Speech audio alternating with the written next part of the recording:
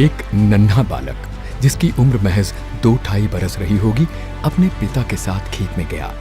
वहां लोगों को खेत में काम करते हुए देखकर वो भी पिता की उंगली छोड़कर खेतों में बैठ गया और पौधों की तरह छोटे छोटे तिनके खेत में बोने लगा। क्या कर रहे हो बेटे? पिता ने पूछा। बबूके बो रहा हूं, बालक ने तुतलाते हुए बड़े भोलेपन से उत्तर दिया। उसे बंदूकें बोलने नहीं आ रही थी, इसलिए वो बबूके बोल रहा था।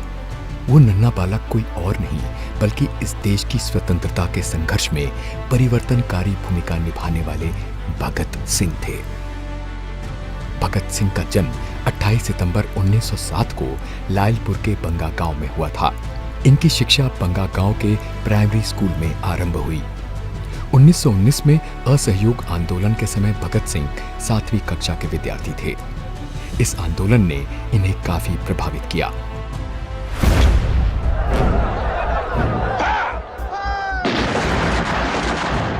तेरह अप्रैल 1919 को अमृतसर के जलियांवाला बाग हत्याकांड ने भगत सिंह की सोच पर गहरा प्रभाव डाला। इन्होंने कॉलेज की पढ़ाई छोड़कर भारत की आजादी के लिए नौजवान भारत सभा की स्थापना की।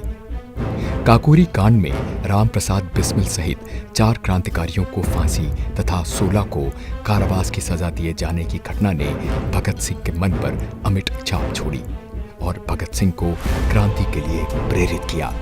इस घटना के बाद वो चंद्रशेखर आजाद के साथ उनकी पार्टी हिंदुस्तान रिपब्लिकन एसोसिएशन से जुड़ गए। इस पार्टी को एक नया नाम दिया गया, हिंदुस्तान सोशलिस्ट रिपब्लिकन एसोसिएशन।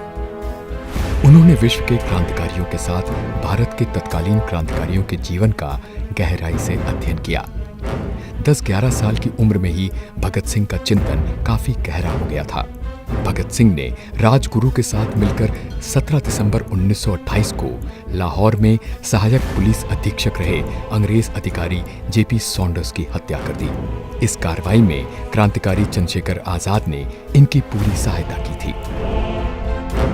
क्रांतिकारी साथी बटुकेश्वर दत्त के साथ मिलकर भगत सिंह ने वर्तमान नई दिल्ली स्थित ब्रिटिश भारत की तत्कालीन सेंट्रल असेंबली के सभागार संसद भवन में 8 अप्रैल 1929 को अंग्रेज सरकार को जगाने के लिए बम और पर्चे फेंके। बम फेंककर भी दोनों ने भागने से मना कर दिया था और अपनी गिरफ्तारी दी थी। भगत सिंह को 23 मार्च 1931 को इनके 2 अन्य साथियों राजगुरु और सुखदेव के साथ फांसी दे दी गई। कहते हैं तीनों की फांसी की तारीख 24 मार्च थी, लेकिन उस समय पूरे देश में इनकी रिहाई के लिए प्रदर्शन हो रहे थे, जिसके चलते ब्रिटिश सरकार को डर था कि कहीं फैसला बदल ना जाए, जिससे उसने 23 और 24 की मध्य रात्रि में ही तीनों को फांसी दे दी।